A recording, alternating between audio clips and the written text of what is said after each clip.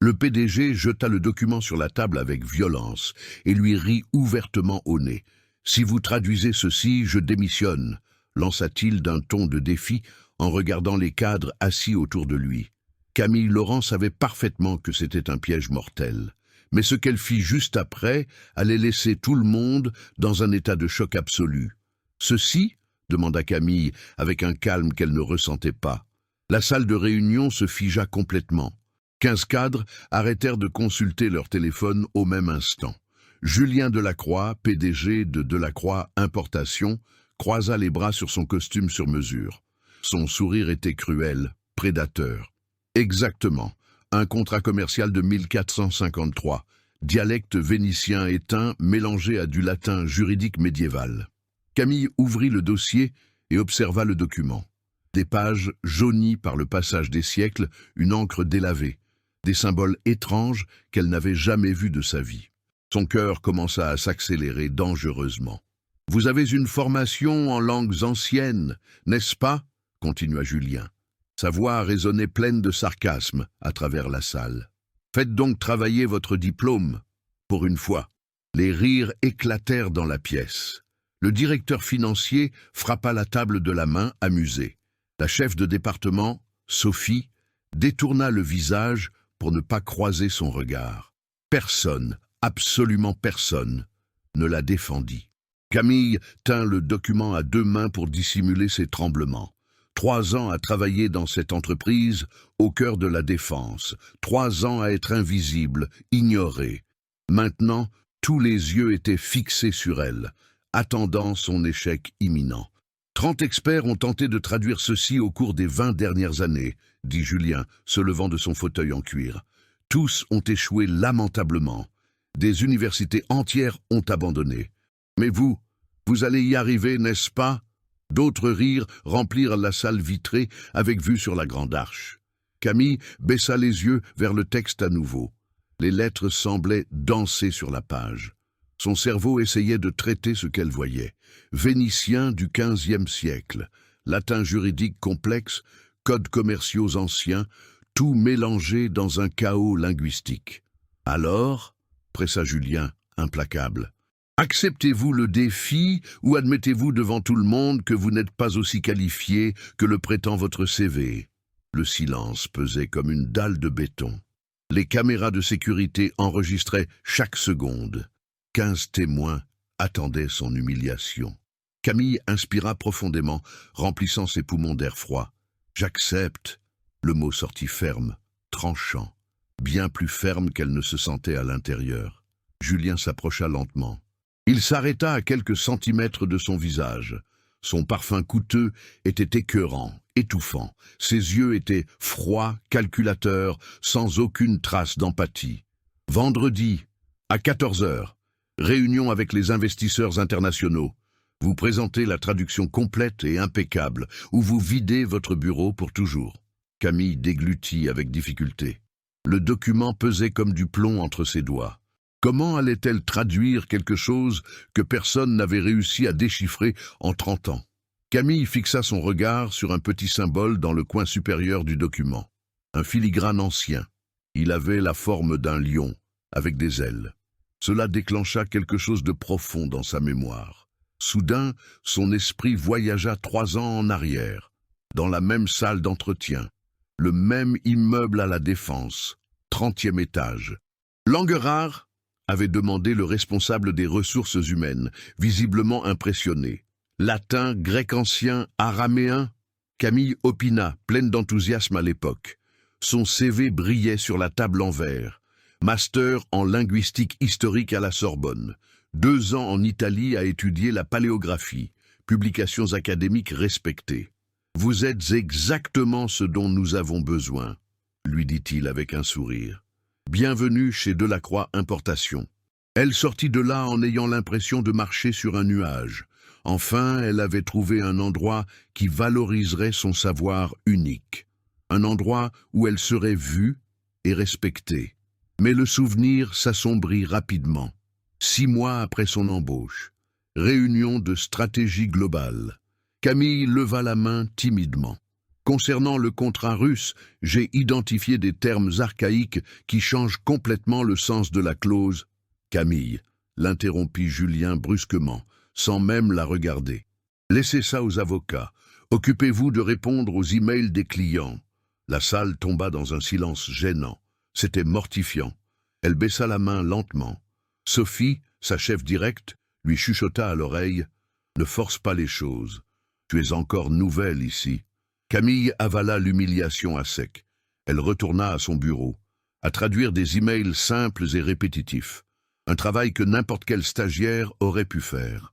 Mais le dernier souvenir revint avec beaucoup plus de force, la frappant de plein fouet. Il y a 2 mois, elle était seule dans le département, tard dans la nuit. Elle trouva un fichier confidentiel ouvert sur l'ordinateur partagé.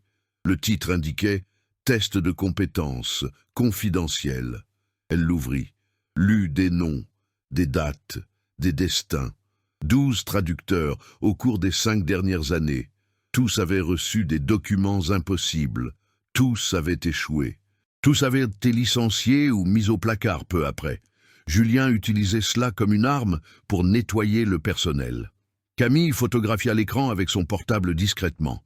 Elle sauvegardera le fichier sur une clé USB. Elle ne savait pas à ce moment-là ce qu'elle ferait de ces informations. Mais elle savait qu'un jour, elle serait utile. Elle ferma tout, rentra chez elle en silence, et décida, la prochaine fois qu'il essaierait de détruire quelqu'un, elle serait prête. Un claquement de doigts la ramena à la réalité présente. « Et vous m'écoutez » demanda Julien, irrité par son silence. Camille cligna des yeux, faisant la mise au point. La salle de réunion redevint nette. Le document était toujours dans ses mains, lourd. Impossible. Mais maintenant, elle se souvenait. Le fichier, les preuves, les 12 noms précédents. Elle n'était pas la première victime, mais elle jura qu'elle serait la dernière. « Vendredi à 14 h, répéta-t-elle, le regardant droit dans les yeux sans ciller. « Je serai là. » Camille arriva dans son appartement à Montmartre à 9 h du soir. Elle jeta son sac sur le canapé, étala le document sur la table de la cuisine, alluma son ordinateur portable. Première recherche sur Google, dialecte vénitien 15e siècle. Des dizaines de résultats apparurent. Articles académiques, dictionnaires anciens numérisés. Elle cliqua sur le premier lien. Elle lut 3 paragraphes rapidement. Rien ne correspondait aux symboles étranges du document. Deuxième lien, 3e, 4e. 1 heure passa en un éclair. Ses notes s'accumulaient sur le carnet, mais aucune d'elles n'aidait vraiment. Le texte continuait d'être incompréhensible. Elle photographia une page en haute résolution. Elle l'envoya à 5 experts en langues anciennes qu'elle connaissait de la faculté. Objet de l'email, urgent, besoin d'aide désespérément. Elle attendit. Elle actualisa la boîte de réception toutes les 10 secondes, anxieuse. 3 h du matin. 2 réponses arrivèrent. « Camille, c'est au-delà de mon expertise. Bonne chance. Jamais vu une chose pareille de ma vie. On dirait un code chiffré mélangé à du latin. Désolé, je ne peux pas aider. » Elle ferma l'ordinateur avec frustration, appuya sa tête sur la table froide. Le document la fixait. Il se moquait d'elle.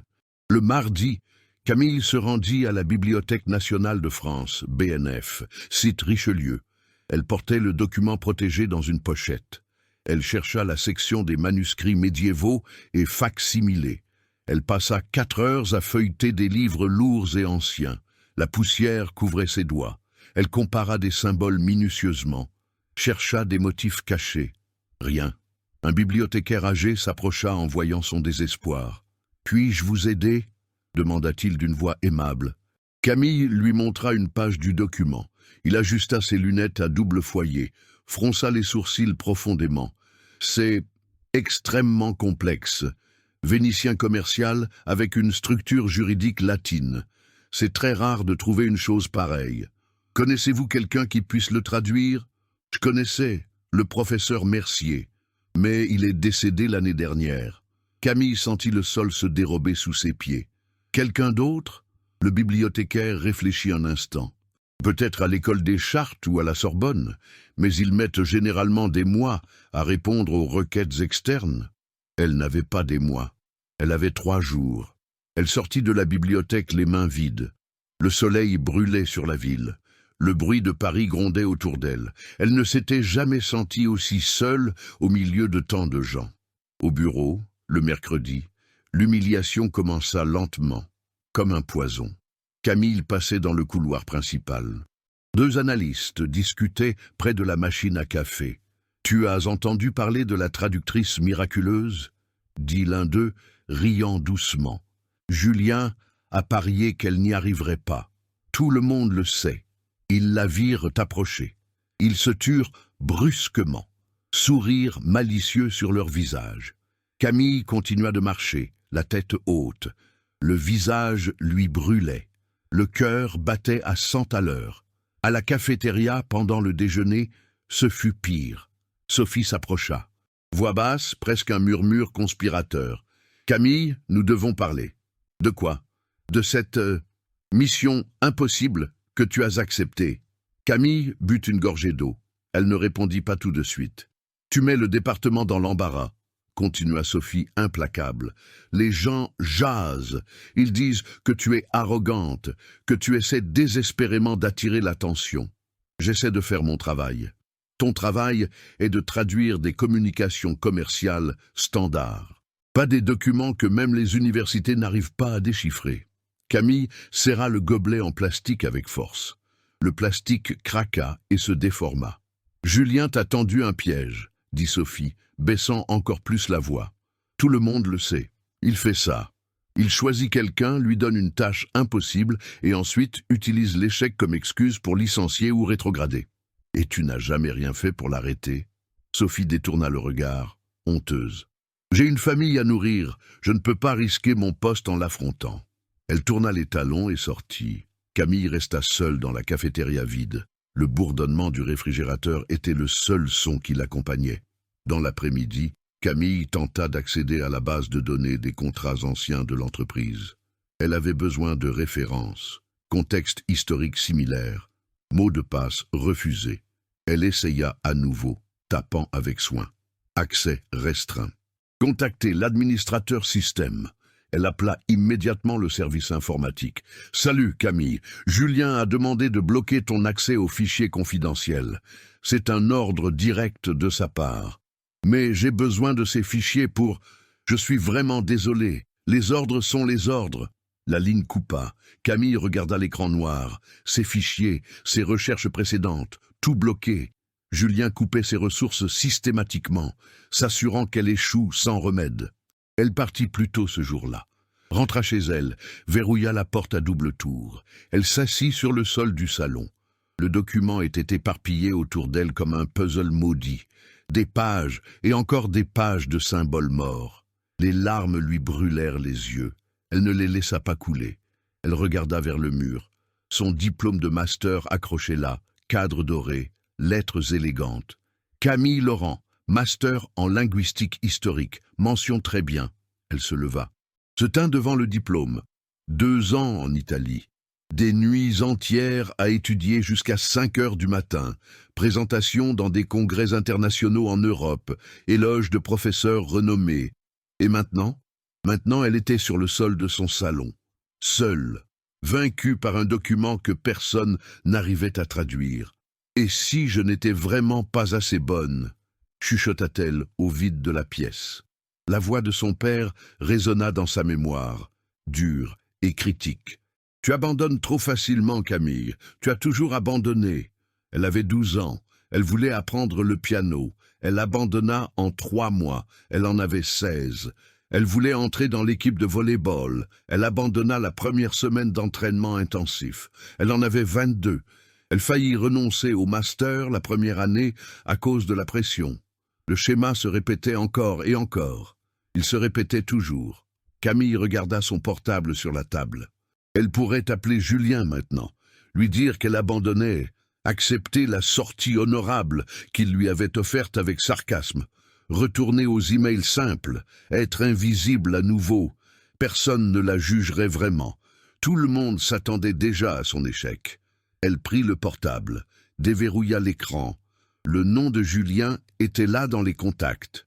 Une touche et tout ce tourment finirait. Mais alors, Elle vit le dossier photo. Elle l'ouvrit, fit défiler jusqu'à la trouver. La photo qu'elle avait prise il y a 2 mois.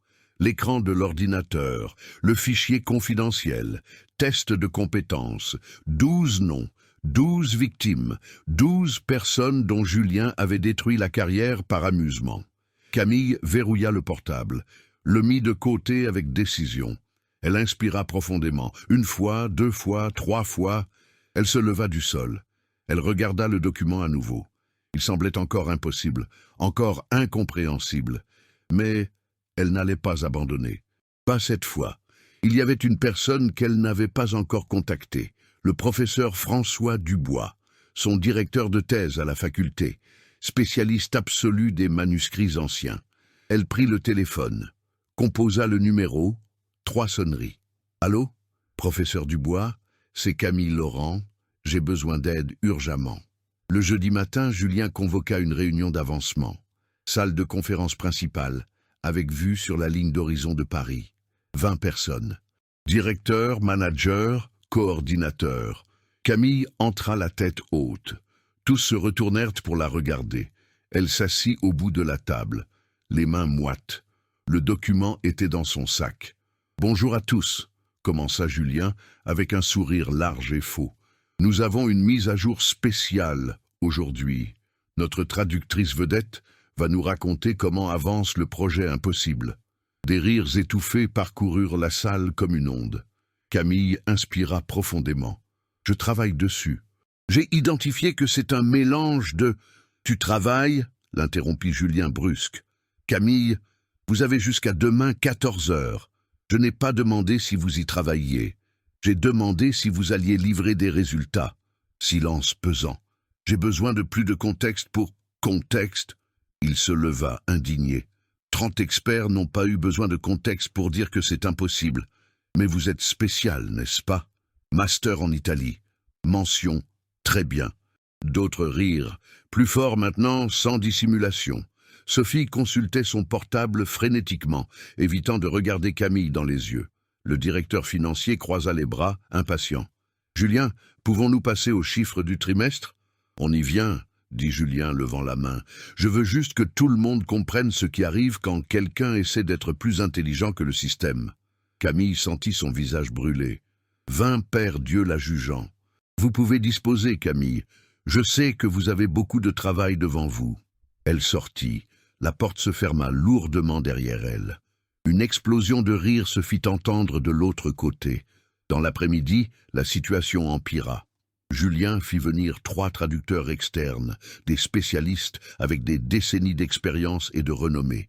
Il paya des consultations hors de prix juste pour le spectacle. Il réunit tout le monde dans l'auditorium de l'entreprise, 50 employés. Camille fut convoquée obligatoirement. « Chers collègues, » annonça Julien depuis l'estrade, micro en main. « J'ai amené de vrais professionnels pour qu'ils évaluent le document que notre collègue a accepté de traduire. » Les 3 traducteurs s'assirent à une longue table face au public. Julien projeta des pages du document sur l'écran géant. « Docteur Bernard, avez-vous déjà vu quelque chose de tel auparavant ?» Le traducteur le plus âgé ajusta ses lunettes. « C'est extraordinairement complexe. Dialecte commercial vénitien pré-Renaissance avec une structure juridique latine. Jamais vu cette combinaison exacte.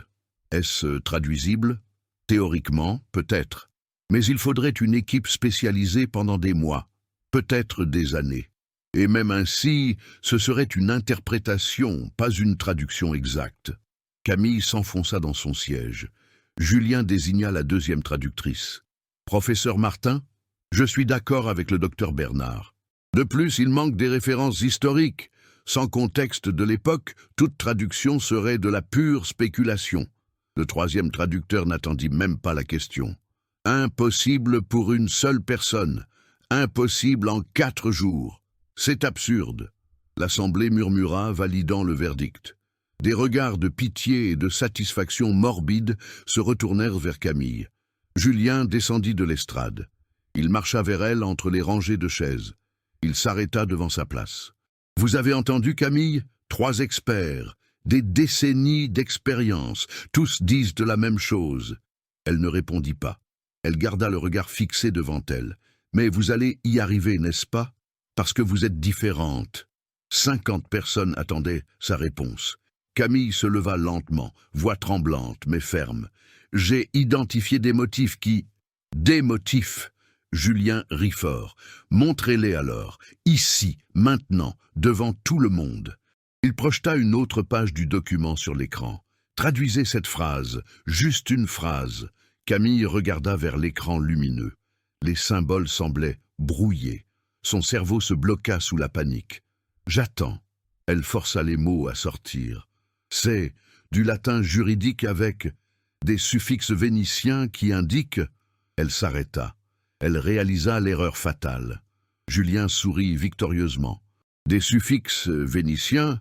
Professeur Martin, cela existe-t-il? » « Pas dans ce contexte, » répondit la traductrice depuis l'estrade. Elle confond la structure morphologique de base. Les rires éclatèrent dans l'auditorium. Camille ferma les yeux un instant.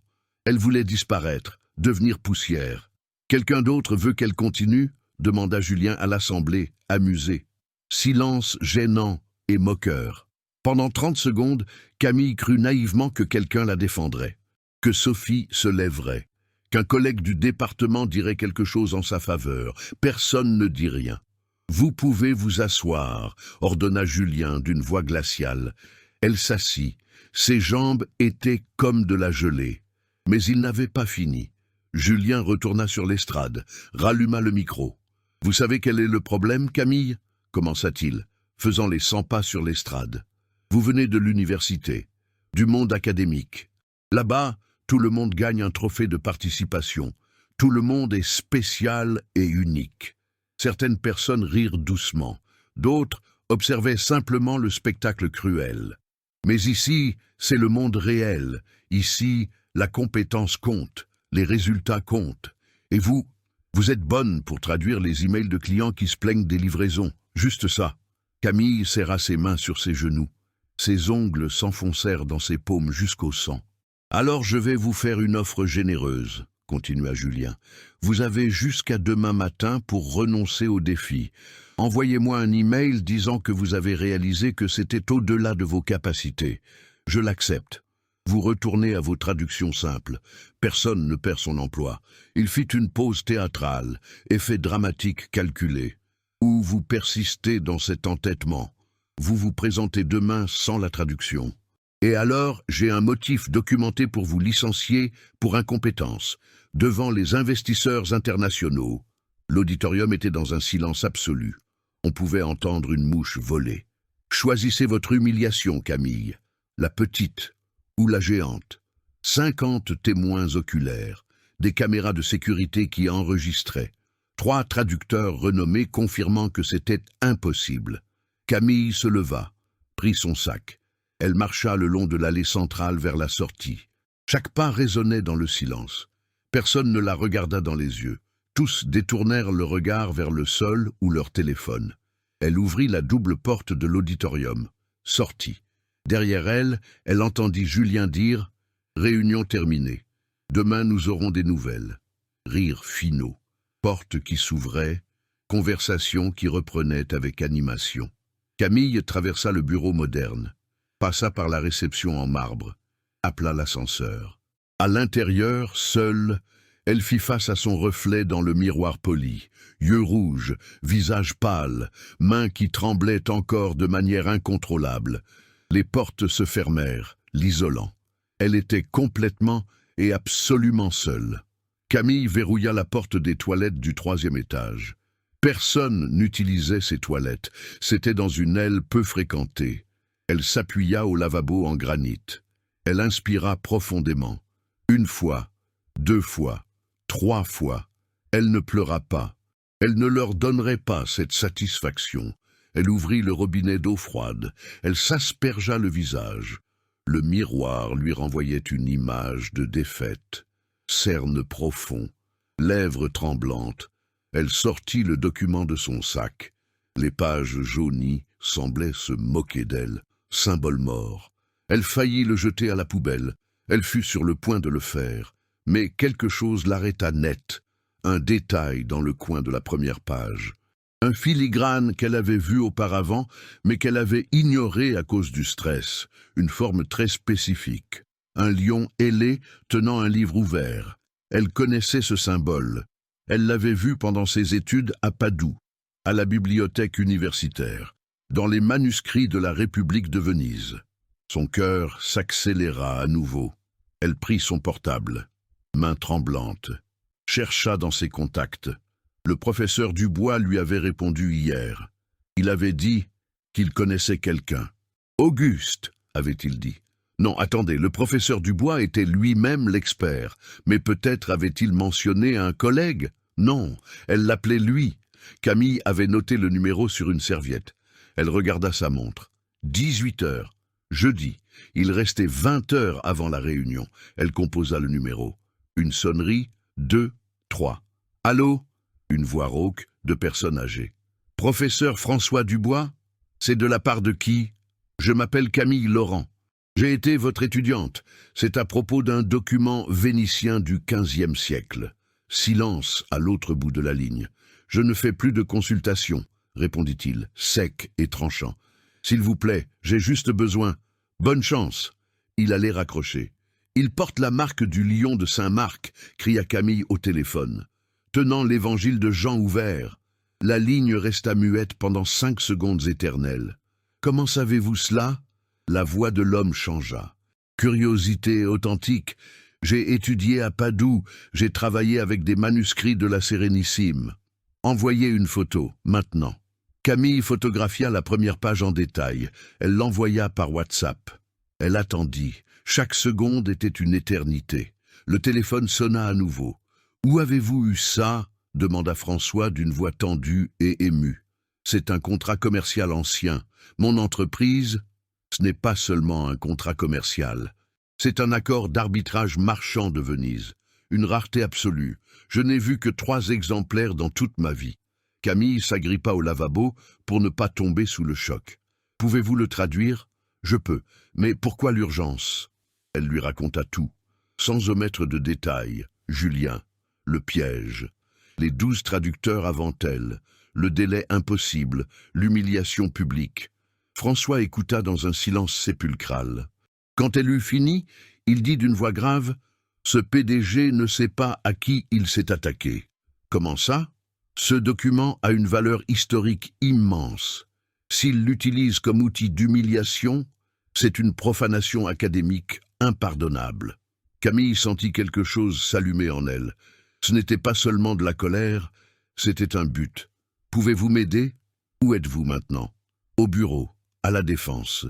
J'ai une bibliothèque privée, dans le quartier latin, rue Saint-Jacques. Je vous y retrouve dans 1 heure. Apportez le document original. Mais il est déjà 18 heures, et le trafic sur le périphérique... Camille, l'interrompit-il, voulez-vous traduire ceci ou non? Je le veux. Alors, on se voit dans 1 heure, et préparez du café. La nuit va être très longue. L'appel coupa. Camille se regarda dans le miroir à nouveau. La même personne, mais différente. Elle n'était plus seule là-dedans. Elle rangea le document avec un soin révérencieux. Elle se lava le visage à nouveau, arrangea ses cheveux. Elle ouvrit la porte des toilettes. Le couloir était vide, le bureau presque désert. Elle passa par son bureau, prit son sac, éteignit l'ordinateur. Sophie apparut à la porte de son bureau vitré. « Tu pars tôt ?» Camille la regarda fixement. « J'ai du travail à faire. » « Camille, à propos d'aujourd'hui, tout va bien. » Rien n'allait bien. Mais elle n'avait pas de temps pour ça maintenant. Elle entra dans l'ascenseur, descendit jusqu'au hall, sortit dans la rue. 20 heures avant la réunion, 20 heures pour faire l'impossible. Mais maintenant, pour la première fois en 4 jours, elle avait une chance réelle. La bibliothèque se trouvait dans un vieil immeuble du quartier latin. Façade en pierre de taille, fenêtres élégantes. Camille sonna à la porte en bois massif.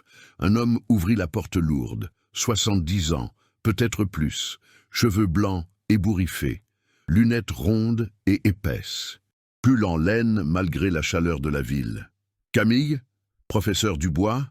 Il fit un geste pour la faire entrer. « Entrez, vite !» L'intérieur sentait les vieux livres, le bois et le café fort. Des étagères du sol au plafond couvraient chaque mur. Des échelles en bois qui craquaient, des tables couvertes de manuscrits et de parchemins. « C'est ma collection privée », dit François, allumant des lampes à lumière chaude. 50 ans à cataloguer l'histoire. Maintenant, montrez-moi le document. Camille ouvrit la pochette, plaça les pages sur une table spécialement éclairée. François sortit des gants blancs en coton. Il les enfila avec un soin cérémoniel. Il tint la première page à contre-jour. Il resta silencieux pendant 2 minutes complètes. « Mon Dieu !» chuchota-t-il. « Qu'y a-t-il » ? « C'est authentique. Contrat d'arbitrage de la magistrature des consuls des marchands. Venise, 1453, signé par 3 juges consulaires. » Il tourna la page. Puis une autre. Ses yeux brillaient derrière les verres. « Savez-vous combien cela vaut ?» Camille secoua la tête. « En valeur historique, inestimable. Aux enchères, des centaines de milliers d'euros, peut-être des millions. » Le sol sembla bouger sous les pieds de Camille. « Et votre PDG utilise cela comme épreuve d'humiliation ?» Il fait ça depuis des années, avec d'autres documents, d'autres personnes. François retira ses lunettes, les nettoya avec la manche de son pull. « Alors nous allons détruire son jeu. » « Comment ? En traduisant, complètement, parfaitement, et en prouvant devant le monde entier que vous avez réussi. » Il tira une chaise en bois, s'assit, alluma une lampe supplémentaire. « Asseyez-vous. Nous avons 20 heures, ce sera suffisant. » Camille s'assit.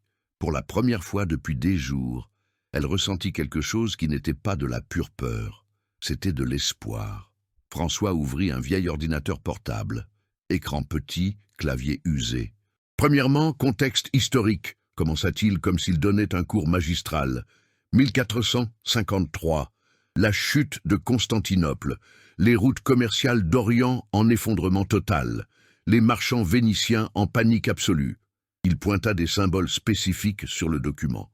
Ces codes ici, ce n'est pas du dialecte vénitien commun, c'est du langage d'arbitrage marchand, utilisé uniquement entre magistrats de haut niveau. C'est pour ça que personne n'a réussi à traduire, dit Camille, comprenant. Exactement. Vous devez connaître non seulement la langue, mais le système légal vénitien du XVe siècle. Il sortit 3 gros livres d'une étagère, les laissa tomber sur la table, soulevant de la poussière. J'ai étudié cela pendant 15 ans. J'ai publié 2 ouvrages sur le sujet. Je suis l'une des 5 personnes au monde qui comprend ce langage à la perfection. Camille le regarda avec admiration. « Pourquoi avez-vous arrêté de donner des consultations ? » « Parce que j'en ai eu assez des gens qui traitent l'histoire comme une décoration de bureau. » Il ouvrit le premier livre, trouva une page marquée. « Mais vous voulez la justice. Ça, je le respecte. » Pendant 3 heures, ils travaillèrent dans un silence concentré. François déchiffrait. Camille notait frénétiquement. Il expliquait des structures grammaticales complexes. Elle comparait avec le latin juridique qu'elle connaissait. À 11 heures du soir, la première grande révélation. « Attendez, » dit François s'arrêtant, « lisez ça ici. » Camille lut la traduction qu'ils avaient assemblée jusqu'à ce point. Contrat d'arbitrage entre Lorenzo Bellini, marchand d'épices, et la maison Foscari, concernant une cargaison perdue en mer Adriatique. Continuez. Évalué à 200 ducats vénitiens. Jugement favorable aux marchands. Maison Foscari condamnée à payer avec intérêt composé. Camille s'arrêta. C'est précieux. Ça montre comment fonctionnait le système d'assurance maritime de l'époque. Plus que ça, dit François, avec une lueur dans les yeux. Regardez la date du jugement. Elle regarda le bas de la page. 15 mai 1453. 14 jours après la chute de Constantinople. Cela documente comment Venise a maintenu l'ordre commercial même durant la plus grande crise du siècle. Les yeux de Camille s'écarquillèrent. Ce document devrait être dans un musée. Oui, et votre PDG ne sait probablement même pas ce qu'il a entre les mains. Camille sentit la colère monter dans sa gorge. Il utilise ça pour détruire des gens. 12 personnes avant moi. François ferma le livre avec force, faisant un bruit sec. Alors demain, nous ferons 2 choses. Premièrement, vous livrez une traduction parfaite. Deuxièmement, vous dénoncez l'utilisation irresponsable du patrimoine historique. comment.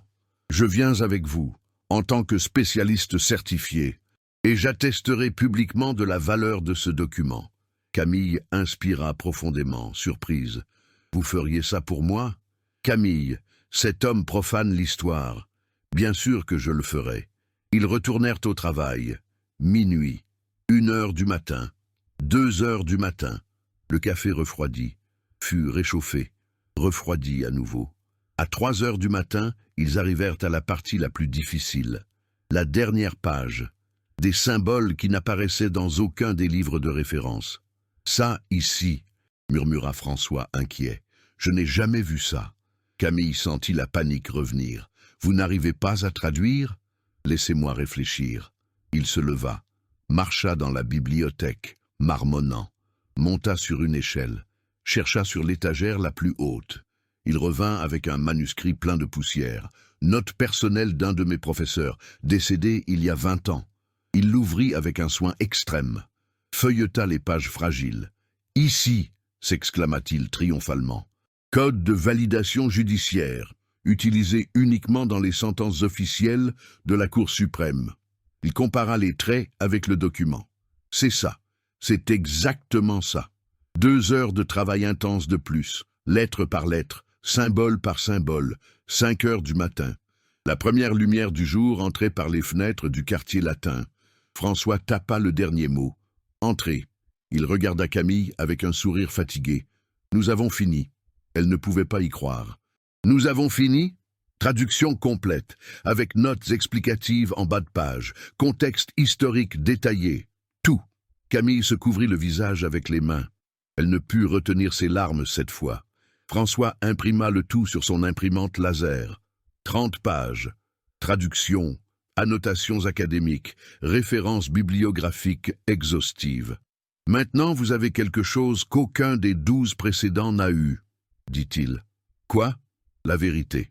Et une preuve irréfutable. » 6 heures du matin, 8 heures avant la réunion. Camille rangea tout dans une pochette neuve, impeccable, organisée, professionnelle. « Merci, dit-elle, la voix brisée. Je ne sais pas comment vous remercier. En faisant tomber ce PDG arrogant, ce sera ma récompense. » Ils sortirent de la bibliothèque. La rue Saint-Jacques commençait à s'éveiller. Le trafic lointain de la ville commençait à se faire entendre. « On se voit à 13h30, dit François. Devant votre bureau à la Défense, n'arrivez pas en retard. » Camille acquiesça. Elle monta dans un taxi. Elle ferma les yeux sur le siège arrière. Elle avait réussi. L'impossible était fait. Mais une pensée la dérangeait, comme une épine. Julien n'était pas un idiot. Il percevait quand quelqu'un était prêt de le battre, et les hommes désespérés font des choses désespérées. Elle prit son portable, vérifia ses emails. Un non lu, envoyé à 5h40 du matin. Objet, changement horaire, réunion avec investisseur. Elle l'ouvrit avec des doigts tremblants. La réunion a été avancée à 11h, soyez ponctuel, Julien Delacroix. Son cœur fit un bond. Il était 6h15. Il restait moins de 5 heures. Et le professeur Dubois ne serait disponible qu'à 13h30. Camille écrivit une réponse rapide. « Professeur, réunion avancée à 11h. J'ai besoin de vous avant. » Elle attendit, regarda le portable fixement. Aucune réponse. Elle appela. Messagerie vocale. Il ne répondait pas au portable le matin. Il l'avait dit hier pendant qu'il travaillait. Camille regarda par la fenêtre du taxi. Le trafic du matin commençait à devenir lourd sur les quais de Seine. Paris s'éveillait, seul à nouveau, mais maintenant avec la traduction prête dans ses mains. Cela devait suffire. C'était maintenant ou jamais. Camille arriva chez elle à 7h du matin, 4 heures avant la réunion. Elle étala tout sur la table. Traduction imprimée, annotation de François, référence bibliographique, copie du document original. Elle avait besoin d'un plan de bataille. Elle prit un carnet, commença à écrire. Stratégie 1, présenter la traduction. Simple, direct, prouver qu'elle avait réussi. Mais ce ne serait pas suffisant. Julien remettrait tout en question. Il dirait qu'elle avait copié, qu'elle avait inventé tout le texte. Elle avait besoin de validation externe. Elle appela François à nouveau. Messagerie. Elle envoya un SMS et un WhatsApp urgent, Réunion à 11 heures. S'il vous plaît, répondez. Rien. Elle réfléchit rapidement. François avait mentionné quelque chose de clé. J'attesterai publiquement de la valeur du document. Elle eut une idée brillante. Elle ouvrit son ordinateur portable personnel. Elle chercha sur Google « Authentification document historique, procédure légale ». Elle trouva un protocole standard. Elle avait besoin de « spécialiste certifié », analyse technique documentée, expertise signée. François avait déjà fait l'analyse. Il avait tout documenté dans les notes de bas de page. Il manquait l'expertise officielle, le visage de l'expert. Camille prit le téléphone. Appela à nouveau. 8 heures du matin. Encore la messagerie. Elle enregistra un message vocal, essayant de paraître calme. Professeur Dubois, la réunion a été avancée à 11 heures. J'ai besoin d'une expertise technique certifiant l'authenticité et la valeur du document. Pouvez-vous enregistrer une vidéo confirmant cela? N'importe quel format convient avec votre portable. S'il vous plaît, c'est vital. Elle raccrocha. Attendit. Pendant ce temps, elle prépara la présentation visuelle. Elle ouvrit PowerPoint, créa des diapositives propres et modernes. Diapositive 1, traduction complète du manuscrit. Diapositive 2, méthodologie utilisée et source. Diapositive 3, contexte historique du document, 453. Diapositive 4, valeur académique et commerciale estimée. Diapositive 5, processus d'authentification. Elle travailla intensément pendant 1 heure. Elle révisa 3 fois chaque diapositive. Chaque mot devait être parfait, sans erreur. 9 heures du matin. Son portable vibra sur la table. Message de François. Vu maintenant. J'enregistre la vidéo, je l'envoie dans 20 minutes. Camille respira soulagée, relâchant l'air retenu. Elle prit une douche rapide. S'habilla avec des vêtements formels. Blazer bleu marine impeccable. Pantalon élégant. Chaussures fermées. Elle devait avoir l'air d'une professionnelle de haut niveau. Sûre d'elle, inébranlable. 9h20, le portable vibra à nouveau, fichier vidéo reçu. 3 minutes de durée. Elle l'ouvrit. François apparut à l'écran. Fond de sa bibliothèque, livres anciens derrière lui. Je m'appelle François Dubois, professeur émérite de paléographie et d'histoire médiévale, certifié par l'université de Padoue et la Sorbonne. 15 ans de spécialisation en documents vénitiens du XVe siècle. Il montra le document original, ou une copie qu'il avait, en analyse. J'ai authentifié personnellement le contrat d'arbitrage traduit par Madame Camille Laurent. La traduction est précise, complète et académiquement fondée. Ce document possède une valeur historique estimée entre 300 000 et 500 000 euros. Il devrait être dans une institution muséale, pas dans une entreprise privée. Pause dramatique. Il regarda directement la caméra du portable. Toute utilisation de ce document à des fins d'humiliation professionnelle constitue un manque d'éthique grave et un manque de respect envers le patrimoine historique universel. La vidéo se termina. Camille la sauvegardera, l'inséra dans la dernière diapositive de la présentation. 10 heures du matin, 1 heure restante. Elle rangea tout dans son porte-document en cuir. Clé USB avec sauvegarde, portable chargé à 100%. Elle vérifia ses emails une dernière fois avant de sortir. Nouveau message, expéditeur, sécurité d'entreprise. Madame Camille Laurent, votre accès au bâtiment a été temporairement suspendu pour audit des identifiants. Attendez le contact des RH. Elle lut le message 3 fois. Julien bloquait son entrée physique dans le bâtiment. Son cœur bondit à nouveau. Ses mains devinrent moites. Elle réfléchit vite. Avait-elle des amis au bureau? Des alliés? Quelqu'un qui lui prêterait son badge d'accès? Elle se souvint, Léa, la stagiaire du service juridique. Elle avait toujours été gentille avec elle. Elle composa son numéro. « Allô? Léa, c'est Camille. J'ai besoin d'un service urgent, question de vie ou de mort. Qu'est-ce qui s'est passé? Mon accès a été bloqué. Je dois entrer dans le bâtiment pour la réunion de 11 heures. Peux-tu me prêter ton badge? » Silence à l'autre bout. « Léa? Camille, j'ai entendu dire qu'ils allaient te virer aujourd'hui.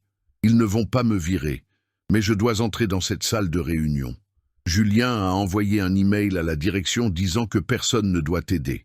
Camille ferma les yeux, désespérée. « S'il te plaît, Léa, fais-moi confiance. » Léa soupira, nerveuse. « Je te vois au Starbucks en bas, face à la tour. 10h40, vite. Merci, je te revaudrai ça. 10h15. » Camille sortit de chez elle en courant. Appela un Uber. Trafic très dense. Le périphérique était presque à l'arrêt. Le chauffeur tenta de prendre un raccourci. Rue bloquée pour travaux. 10h35. Encore loin de la Défense. Combien de temps pour arriver? Environ 15 minutes, mademoiselle, avec de la chance. 11h semblait impossible. Camille envoya un message à Léa. « Je suis en retard. Attends-moi, s'il te plaît. » Réponse. « Ok, mais j'ai une réunion à 11h15. J'ai besoin de mon badge en retour pour ce moment-là. » 10h48. Le Uber s'arrêta devant le café. Camille courut, entra dans le Starbucks essoufflé. Léa était là, nerveuse, regardant partout, vérifiant son portable. « Tiens !» Elle lui tendit le badge discrètement. « 11h15, j'en ai besoin en retour. Sans faute. Je te le rends. Promis. » Camille sortit en courant, traversa le parvis en esquivant les piétons. Elle entra dans le gratte-ciel de verre. Elle passa les portiques de sécurité. Le badge de Léa fonctionna, lumière verte. Elle courut vers les ascenseurs, appuya sur le bouton frénétiquement. 22e étage. Elle regarda sa montre. 10h54, 6 minutes. Les portes de l'ascenseur se fermèrent. Il commença à monter. Son cœur battait à tout rompre contre ses côtes, main moite serrant le porte-document.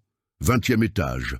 Quelqu'un entra, discuta avec une autre personne, retarda la fermeture des portes. 21e étage. Quelqu'un d'autre entra. Enfin, 22e étage. Les portes s'ouvrirent. Camille sortit en trombe. Inspira profondément pour se composer. Salle de réunion à droite. Porte fermée. Lumière. Occupée. Allumée. 11h pile. Elle ajusta son blazer. Lissa ses cheveux. Elle serra le porte-document avec force, comme si c'était un bouclier. Elle ouvrit la porte. 20 personnes tournèrent la tête pour la regarder. Julien était debout, en face. Il s'arrêta au milieu d'une phrase. « Désolé pour le retard, » dit Camille, d'une voix ferme et claire. « Pouvons-nous commencer ?» Julien sourit. Ce sourire que Camille connaissait trop bien, sûr de lui, victorieux. « Quelle ponctualité !» dit-il avec sarcasme. « Messieurs, voici Camille Laurent, notre traductrice qui a accepté un défi impossible par pure vanité. » Des rires étouffés parcoururent la table en acajou. Camille reconnut quelques visages, investisseurs internationaux, 3 d'entre eux italiens, 2 Allemands, le conseil exécutif de l'entreprise, Sophie dans un coin, regardant ses mains. « Je vous en prie, asseyez-vous. » Julien désigna une chaise vide à l'extrémité la plus éloignée de la table, la plus isolée. Camille marcha et s'assit. Elle posa son porte-document sur la table avec un bruit sourd mais audible. « Nous parlions justement de vous, » continua Julien, revenant à la télécommande du projecteur, expliquant à nos partenaires internationaux concernant, comment dire, l'enthousiasme contre la compétence réelle. D'autres rirent, discrets, mais présents. L'un des investisseurs, le signore Vittorio, fronça les sourcils. « Je ne comprends pas. Quel est le contexte de ceci ?»« Ah, signore Vittorio !» Julien s'adressa à lui avec une déférence exagérée. « Lundi, j'ai donné à Camille un petit test, un document ancien à traduire, dialecte vénitien du XVe siècle. Impossible, bien sûr. 30 experts ont échoué auparavant. Il fit une pause dramatique pour les faits, et j'ai dit bien clairement devant témoins, « Si elle traduit ceci, je démissionne. » Le signore Vittorio ne rit pas. « Et pourquoi donneriez-vous une épreuve impossible ?» Pour enseigner une leçon sur l'humilité, sur la reconnaissance de ses propres limites. Julien cliqua sur la télécommande. Une diapositive apparut sur l'écran géant. « Test de compétences professionnelles. Nous faisons cela régulièrement. Nous identifions des employés qui se croient plus compétents qu'ils ne le sont réellement. Nous leur donnons des défis. Quand ils échouent, ils apprennent à être plus réalistes et à rester à leur place. » Camille serra les mains sous la table pour contrôler le tremblement. 12 personnes ont passé ce test au cours des 5 dernières années, continua Julien, fier. Toutes ont échoué, toutes ont appris la leçon. Un investisseur allemand demanda avec un fort accent « Et cette demoiselle, a-t-elle échoué ?» Julien se tourna vers Camille, théâtral comme un maître de cérémonie, sourire large de requin. « Camille, avez-vous apporté la traduction ?» Silence pesant dans la salle. « Parce que si vous ne l'avez pas apporté, pas de problème. Personne ne s'attendait à ce que vous le fassiez. Vous pouvez disposer maintenant. Nous ferons la procédure de licenciement après la réunion. » Avec dignité. 20 paires d'yeux rivés sur elle.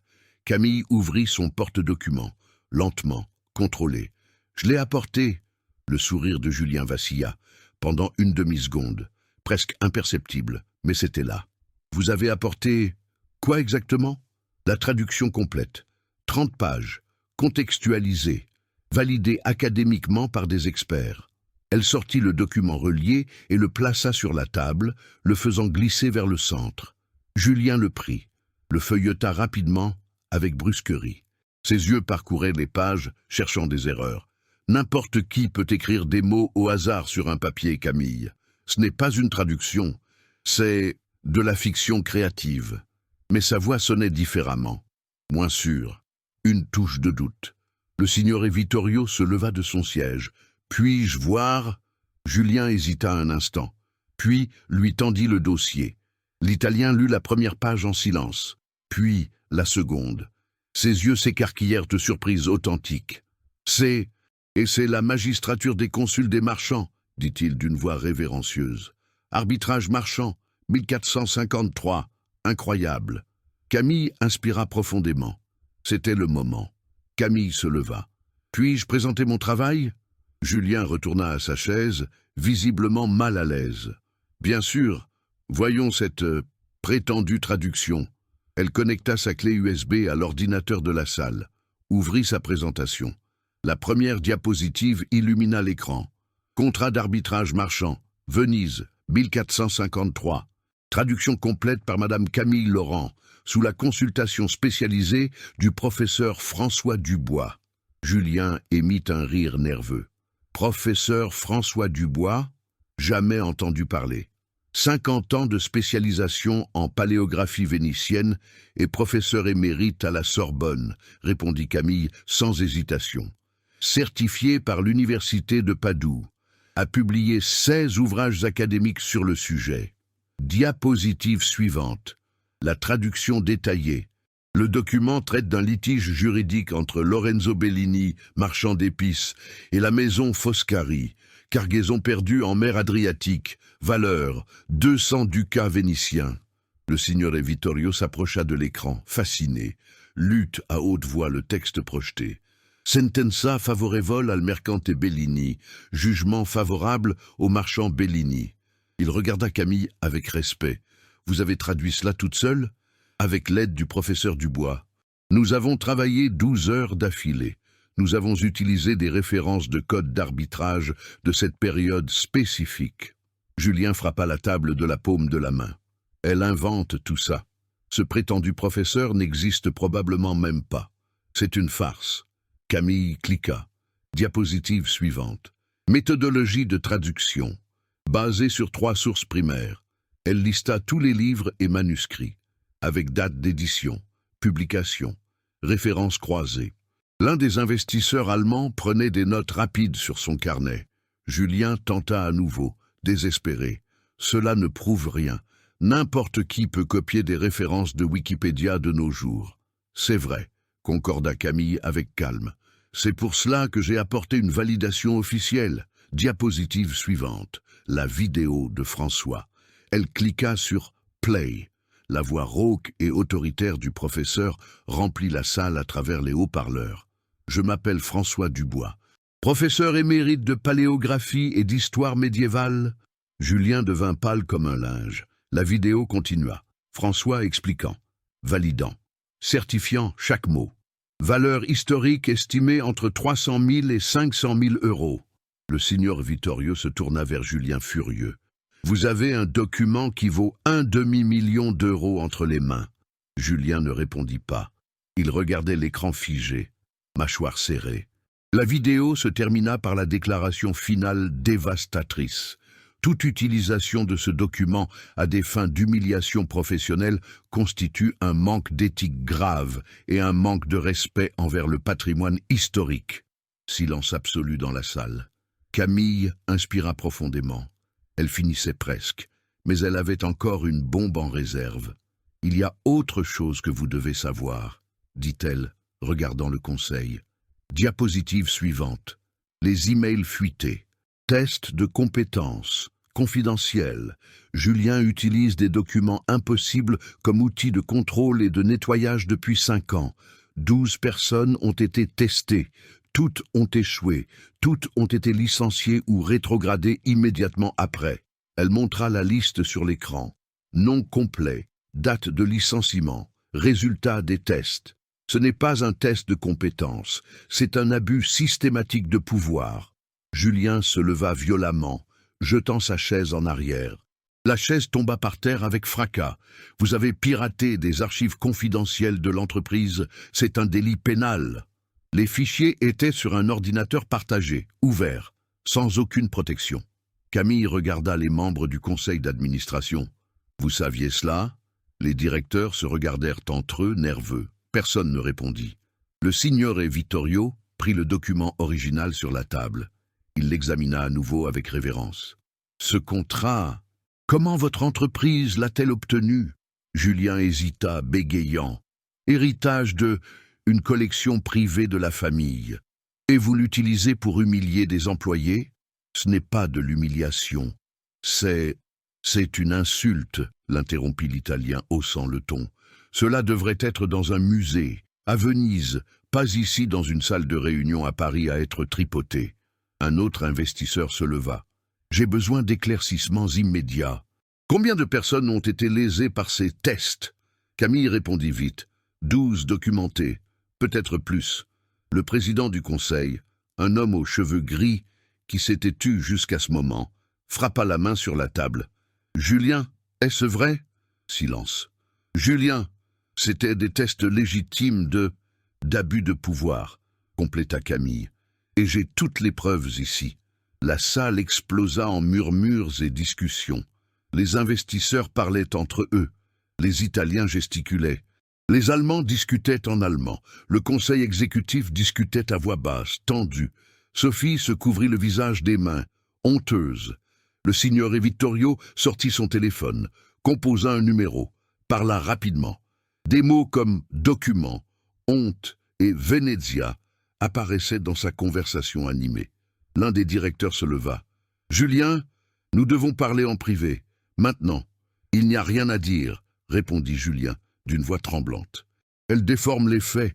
Elle déforme » l'interrompit l'investisseur allemand. « Nous avons la vidéo d'un spécialiste certifié. Nous avons la traduction complète. Nous avons la preuve écrite de 12 cas précédents de licenciements injustifiés. » Un autre directeur ouvrit son ordinateur portable, commença à taper furieusement. « Je vérifie les noms de cette liste dans le système RH.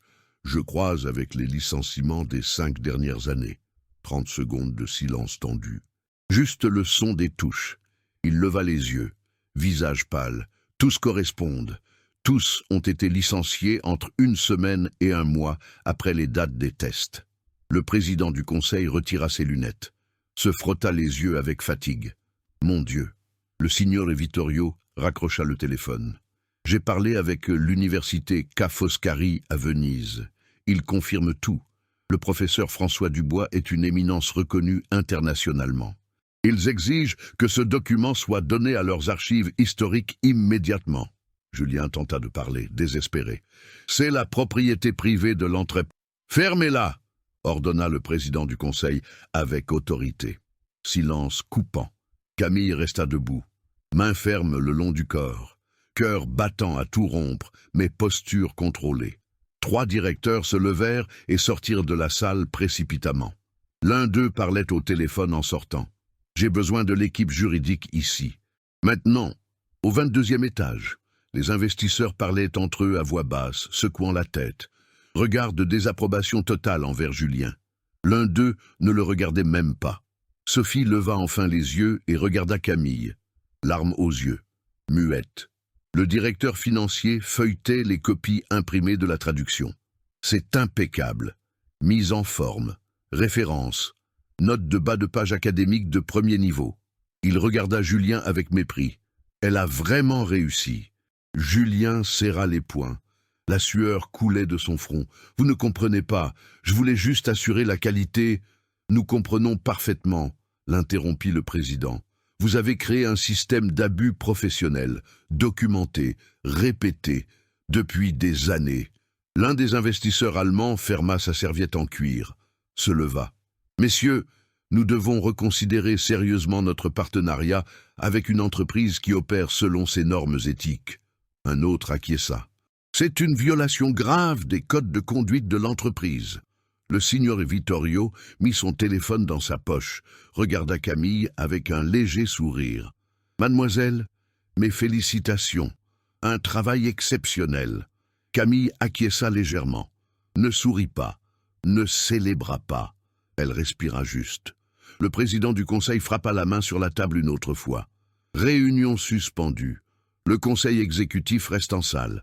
Tous les autres, s'il vous plaît, retirez-vous. Les investisseurs commencèrent à sortir. Regard finaux de jugement vers Julien. Julien tenta de se lever pour suivre les investisseurs et s'expliquer. « Vous restez », ordonna le président.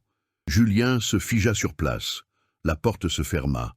Il ne restait que le conseil exécutif, Julien et Camille. « Camille, vous aussi vous pouvez vous retirer un instant », commença le président. « Elle reste », interrompit le signor Vittorio, qui décida de ne pas sortir. « Elle mérite de voir ça. » Le président hésita une seconde, puis acquiesça, d'accord. Julien se tourna vers lui, suppliant. « Vittorio, tu ne peux pas faire ça, nous sommes amis. »« Je peux et je vais le faire, » répondit l'Italien, froid. « Je suis actionnaire majoritaire. J'ai tous les droits. » Silence pesant dans la salle. Le président ouvrit un dossier confidentiel, sortit des documents. « Julien, depuis combien de temps avez-vous mis en place ces tests de compétences ?»« 5 ans. Mais c'était légitime pour filtrer. 12 personnes licenciées, lut le directeur financier sur la liste vérifiée. 5 d'entre elles ont poursuivi l'entreprise pour licenciement sans cause réelle et sérieuse. Toutes ont reçu des accords confidentiels extrajudiciaires. » Il leva les yeux vers Julien. Accords qui ont coûté à l'entreprise des millions d'euros en indemnités et en silence. Un autre directeur vérifia ses feuilles de calcul. « Et tu as approuvé tous ces accords personnellement, sans consulter le conseil d'administration. » Julien ouvrit la bouche pour se défendre, la ferma. Il n'avait pas de réponse. « Tu as utilisé les ressources de l'entreprise pour couvrir un abus systématique de pouvoir, » dit le président. Voix glaciale. Camille continuait de rester debout, témoin silencieuse de la chute. Julien tenta un dernier recours désespéré. « J'ai construit cette entreprise. 15 ans de ma vie. Vous ne pouvez pas... Tu as souillé cette entreprise, » le coupa le signor Vittorio. « Et tu as utilisé un patrimoine historique inestimable comme un jouet cruel. C'est impardonnable. » L'Italien prit le document vénitien sur la table, le tint avec un soin extrême. « Ceci va à Venise, à l'université Ca' Foscari. Où est sa place ?»« Non, c'est à moi. »« C'était à toi, » corrigea le président. « Maintenant, c'est une preuve dans une enquête interne, et possiblement externe. » Julien devint blanc comme un linge. Externe? Le parquet pourrait s'intéresser beaucoup à cela. Abus systématique, harcèlement moral, abus de biens sociaux, fraude. Le directeur juridique, qui s'était tu pour prendre des notes, parla enfin. « Julien, je te recommande chaudement de prendre un avocat pénaliste, immédiatement. » La réalité tomba sur lui comme une tonne de briques. Ses jambes cédèrent. Il se laissa tomber sur la chaise. « Vous ne pouvez pas me faire ça. »« Nous l'avons déjà fait, » dit le président, implacable. Il sortit un document final de sa serviette, le fit glisser sur la table jusqu'à devant Julien. Acte de démission irrévocable ou licenciement pour faute grave. Vous pouvez signer votre démission maintenant, ou nous pouvons rendre cela public. Procès, presse, enquête pénale. Julien regarda le papier. Ses mains tremblaient violemment. Si je signe, vous partez en silence, sans indemnité, sans référence, mais sans un scandale public dans les journaux de demain. 30 secondes de silence agonisant. Julien prit un stylo plume de sa poche. Main tremblante. Il signa. Le président prit le document rapidement. Le rangea. La sécurité vous escortera pour vider votre bureau personnel. Vous avez 1 heure pile. Julien se leva, chancelant comme s'il était ivre. Il regarda Camille. Pour la première fois, sans arrogance, sans son sourire cruel, juste une défaite absolue. Vous avez détruit ma carrière. Camille le regarda dans les yeux, ferme, sans peur. Vous avez détruit 12 carrières avant la mienne. Je me suis seulement défendu. Il ne répondit pas. Il se tourna, sortit de la salle en traînant les pieds. La porte se ferma. Camille relâcha l'air qu'elle ne savait même pas qu'elle retenait dans ses poumons. Les jambes faillirent lui céder sous l'adrénaline qui redescendait. Elle se tint au dossier de la chaise. « Camille !»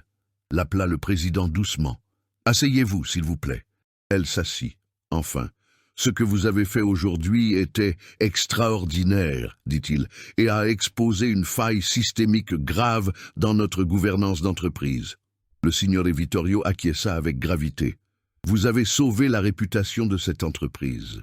Si cela avait fuite dans la presse sans une résolution interne, le scandale aurait été dévastateur pour les actions. » Le directeur financier ouvrit son ordinateur portable à nouveau. « Nous devons discuter des réparations.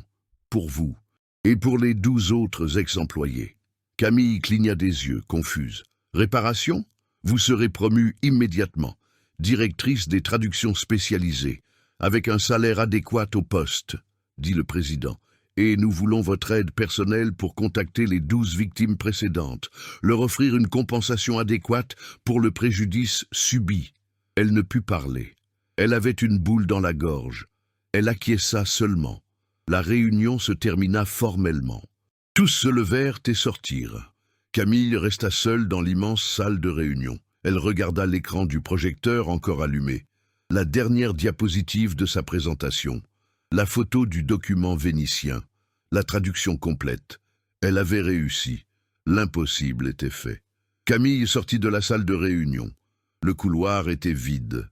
Silence total. Elle s'appuya contre le mur froid. Ferma les yeux. Respira. 1 fois. 2 fois. 3 fois. Ses jambes tremblèrent de manière incontrôlable. Pas de peur cette fois, de soulagement pur. C'était fini. Le cauchemar était vraiment fini. Elle ouvrit les yeux. Le bureau continuait d'être là. Le même endroit. Les mêmes bureaux. Les mêmes lumières froides laides au plafond. Mais tout semblait différent, plus lumineux. Elle marcha vers l'ascenseur, appuya sur le bouton d'appel. « Camille ?» Elle se tourna. Sophie était debout à quelques mètres de distance, yeux rouges et gonflés. « Je dois te demander pardon. » Camille ne répondit pas tout de suite. Elle attendit seulement. « Je savais ce que Julien faisait. J'ai vu comment ça arrivait aux autres avant toi, et je n'ai jamais rien fait. » Sophie essuya une larme qui s'échappait. « J'ai été lâche.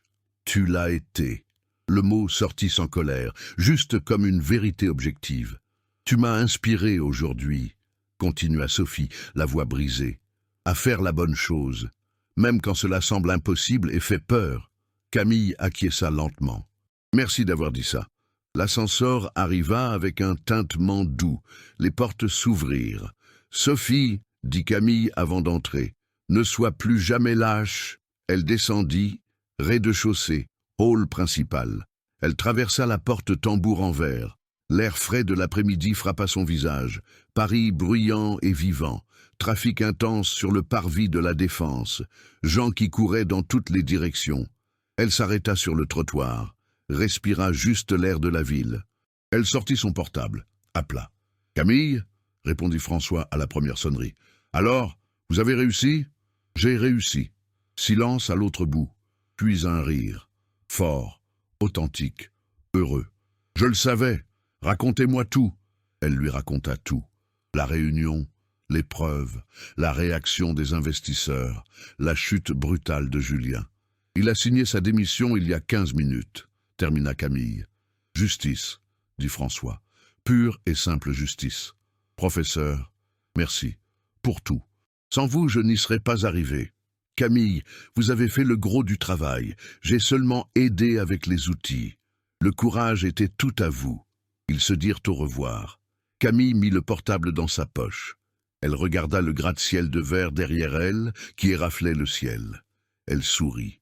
Pour la première fois depuis des jours, un vrai sourire. 2 mois plus tard, le bureau était différent.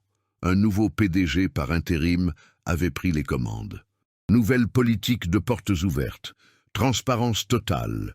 Julien fut vu une seule fois encore, en train de vider son bureau principal, avec un agent de sécurité debout à ses côtés tout le temps. Personne ne rit, personne n'applaudit. Ils observèrent seulement dans un silence gêné pendant qu'il transportait un carton bon marché. Photo de famille, son diplôme encadré, trophée d'entreprise sans importance. Il passa à côté de Camille dans le couloir. Il ne la regarda pas, ne parla pas. Il sortit par la porte latérale de service. Il ne remit plus jamais les pieds dans le bâtiment. Camille occupait maintenant un nouveau bureau, mur de verre, vue panoramique sur l'Arc de Triomphe et la Tour Eiffel au loin. Plaque dorée sur la porte. Camille Laurent, directrice des traductions spécialisées. Une équipe de 5 personnes lui rapportait directement. Projets internationaux. Contrats importants. Le signore Vittorio lui envoya une invitation officielle, imprimée sur du papier fin. Cérémonie à Venise. La donation officielle du document historique à l'université Ca' Foscari. Vous devez être présente en tant que traductrice officielle qui a sauvé le manuscrit, disait la note jointe. Tous frais payés. Présence obligatoire. Elle confirma sa présence immédiatement. Juin, 3 mois d'avance. Les 12 victimes précédentes furent contactées une par une. 10 répondirent. Toutes reçurent une compensation financière généreuse. Une lettre formelle d'excuses signée par le Conseil. 3 acceptèrent des propositions pour revenir travailler dans l'entreprise à des postes meilleurs et plus respectés. Sophie fut rétrogradée, pas licenciée. On lui donna une chance de reconstruire sa réputation depuis le bas. Un jour, elle passa par le bureau de Camille. Elle frappa à la vitre. « Je peux entrer ?» ?»« Bien sûr, entre. » Sophie entra. Elle semblait nerveuse, humble. « Je voulais juste te dire, je vais en thérapie. Je travaille sur des questions de courage moral et éthique. » Camille désigna la chaise face à son bureau. « Assieds-toi. » Elles parlèrent pendant 20 minutes. Professionnelle, cordiale. Quand Sophie sortit, quelque chose avait changé entre elles. Petit, mais réel. 3 mois après la réunion fatidique. Camille révisait un contrat complexe en arabe quand on frappa à sa porte. « Entrez. » Léa apparut, la stagiaire qui lui avait prêté le badge ce jour-là. « Désolé de te déranger, Camille. Tu as 1 minute ?»« Bien sûr, Léa. De quoi as-tu besoin ?» Léa posa un document sur le bureau en acajou. Une écriture ancienne en français archaïque. 17e siècle. Un client t'a apporté ça. Il dit que c'est impossible à traduire, que personne dans le cabinet n'y est arrivé. Camille le prit, l'examina avec un œil expert. Symbole juridique ancien de la cour française. Terminologie nautique spécifique.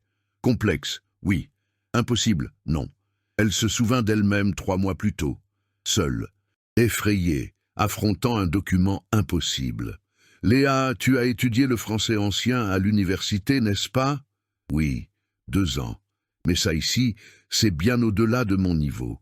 C'est au-delà de ce que tu sais maintenant, » l'interrompit Camille avec douceur. « Pas au-delà de ce que tu peux apprendre si tu t'y mets. » Elle ouvrit son tiroir, sortit une liste de contacts sélectionnés.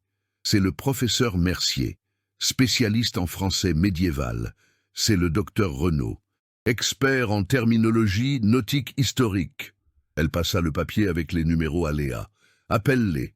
Dis que tu viens de ma part, explique le projet, demande conseil, et reviens ici quand tu as des doutes concrets. » Léa regarda la liste comme si c'était de l'or, puis regarda Camille, incrédule. « Tu me fais confiance pour faire ça ?»« Je te fais confiance. Mais tu n'es pas seul là-dedans. Personne n'a besoin de faire des choses impossibles tout seul. » Des larmes brillèrent dans les yeux de Léa. « Merci Camille. » Elle sortit du bureau, énergisée. pleine d'espoir et de but. Camille retourna son regard vers l'écran de l'ordinateur. Mais elle ne réussit pas à se concentrer tout de suite. Elle regarda par la fenêtre panoramique. Paris, là-bas, chaotique, immense, vivant. 3 mois plus tôt, elle était au fond du trou, humiliée, vaincue. Aujourd'hui, elle était là, à diriger une équipe, à enseigner aux autres, à faire une différence réelle. Elle prit une photo encadrée qu'elle avait sur le bureau. La cérémonie de sa promotion, elle et le signore Vittorio souriant, lui tenant le document vénitien sauvé. En dessous, une phrase qu'il avait écrite à la main. « Rien n'est impossible quand on a le courage d'essayer et la sagesse de demander de l'aide. » Camille sourit pour elle-même. Elle retourna au travail. Contrat en arabe. Un paragraphe difficile, mais pas impossible. Plus jamais rien ne serait impossible. Si cette histoire a touché votre cœur d'une manière ou d'une autre, si vous avez ressenti de la colère pour Julien ou avez exulté pour la victoire de Camille, laissez votre j'aime ci-dessous. Cela me montre que je suis sur la bonne voie en apportant des histoires aussi puissantes pour vous. Et dites-moi dans les commentaires, depuis quelle ville regardez-vous cette vidéo maintenant? Cela peut être de n'importe quel endroit de France ou du monde. Je lis tous les commentaires, absolument tous, et je fais un effort pour répondre à chaque personne qui prend le temps d'écrire. Votre ville pourrait apparaître dans la prochaine vidéo. Si vous croyez au pouvoir des histoires qui inspirent, qui montrent qu'il est possible de gagner même quand tout semble impossible, abonnez-vous à la chaîne dès maintenant. Nous ne sommes qu'au début de ce voyage, et chaque nouvel abonnement me donne la force et la certitude de continuer à apporter ces récits pour vous. Je compte beaucoup sur votre aide et votre soutien, et ne partez pas encore. Choisissez l'une des 2 histoires incroyables que j'ai laissées à l'écran pour que vous les regardiez maintenant. Je suis sûr qu'elles vous plairont. On se voit dans la prochaine vidéo.